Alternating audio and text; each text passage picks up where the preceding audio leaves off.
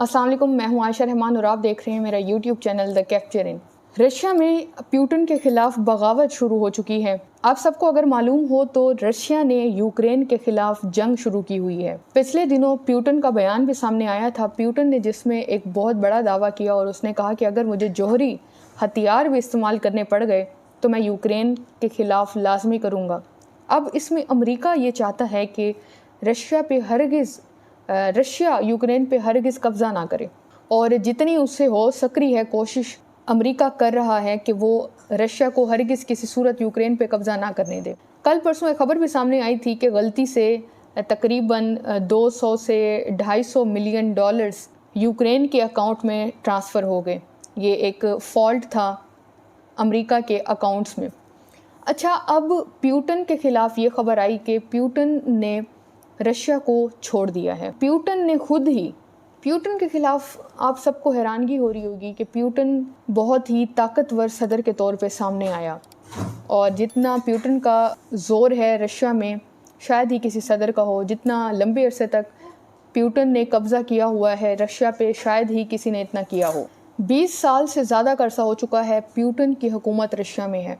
अब अमेरिका को क्या दिलचस्पी है इस सारे मामले में और इतनी जुर्रत कब से हो गई वहाँ के ग्रुप्स की रशिया में कि वो पुतिन के खिलाफ खड़े हों।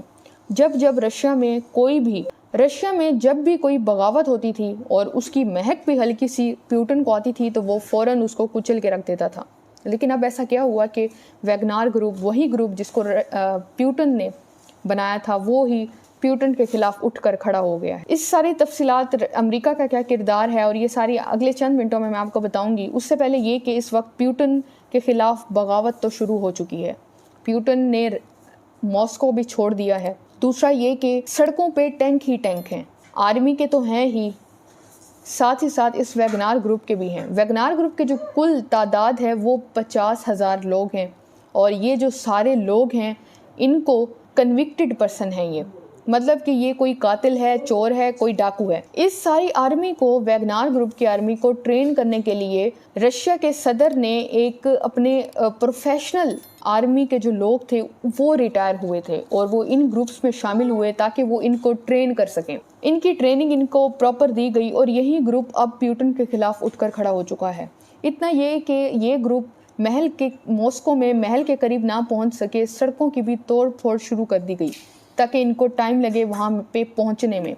अब ये अपडेट आई कि इन दोनों के दरमियान मुज़ाकरात का सिलसिला जारी हो चुका है। अमेरिका ने भी अपना बयान जारी किया कि हम लम्हा ब लम्हा सूरत हाल पे नज़र रखे हुए हैं। अमेरिका ने जर्मनी, फ्रांस और दीगर ममालिक से भी राब्ते तेज़ कर दिए हैं। रशिया ने भी G7 ममालिक से अपने राब्तों को बढ़ा लिया है। अब पुतिन जो है वो बड़ा एक मजबूत असाब का मालिक है और ये कहा जा रहा है कि किसी भी वक्त पुतिन कोई भी सरप्राइज़ दे सकता है, सिचुएशन को बदल के रख सकता है। अब पुतिन ने अपना एक बयान भी जारी किया। उसने कहा कि मैं इस वैगनार ग्रुप को निशाने इबरत बना के रख दूंगा जिन्होंने मेरे खिलाफ बगावत शुरू की। जंग भी इस वक्त जारी है, आप सबको पता है, यूक्रेन में, और ये वक्त बड़ा मुनासिब समझा गया रशिया पे हमला करने के लिए क्योंकि आधी अफवाज तो सरहद पे मौजूद है और आधी जो है वो आधी से भी कम रशिया के अंदर मौजूद है। तो बड़ा एक अहम मौके के तौर पे इसको समझा गया कि अच्छा मौका है और बगावत शुरू की जाए। अब इसमें अमेरिका का क्या किरदार है? अमेरिका, आप सबको मालूम हो तो इस वक्त मौजूदा सदर जो हैं वो जो बाइडन हैं। 2024 में अमेरिका में नए इलेक्शंस होंगे। जो बाइडन एक कमज़ोर सदर के तौर पे सामने आए, बाकी जितने सदर गुजरे हैं, जितने सदूर गुजरे हैं अमेरिका के, वो इतने ज़्यादा मजबूत थे और हर दौर में कहीं ना कहीं दुनिया के किसी न किसी मुल्क में अमेरिका के सदर की जानिब से या अमेरिका की जानिब से जंग कहीं ना कहीं जारी थी। लेकिन इस वक्त कहीं पे भी कोई मसला नहीं है, सब बिल्कुल क्लियर है, सब बिल्कुल पुरसुकून में चीज़ें हैं। लेकिन अब मैंडेट तो देना है जो बाइडन ने, इलेक्शन की कैंपेन भी चलानी है, तो अब ये मैंडेट दिया जाएगा और ये मैंडेट इस्तेमाल करेंगे जो बाइडन अपने आने वाली इलेक्शन की मुहिम में कि मैंने रशिया के सदर को हटाया। रशिया अमेरिका का बहुत पुराना दुश्मन है। आपको मैं यहाँ पे एक अहम बात बताती चलूँ तो अब जब जो बाइडन को ये एक चीज़ दी जाएगी कि आप इसको इस्तेमाल करें और अपनी इलेक्शन कैंपेन को रन करें, 2024 में इलेक्शन है और मुबैना तौर पे ये भी कहा जा रहा है कि सारे ये जो वैगनार ग्रुप के पीछे है वो CIA भी इन्वॉल्व हो सकती है, ये मुबैना तौर पे कहा जा रहा है। अब फ़िलहाल जो एक मुज़ाकरात का सिलसिला शुरू होने वाला है वो तकरीबन शुरू हो चुका है, जो रशिया के लोगों में रशिया की सरकारी हुकाम और वैगनार ग्रुप के दरमियान जारी होंगे और ये अपने जो भी मुतालबात हैं वो सामने रखेंगे। अब इस वैगनार ग्रुप के सरबराह ने अपने लोगों को वापस बुला लिया है कि आप अपने अपने ठिकानों पे वापस आ जाएं।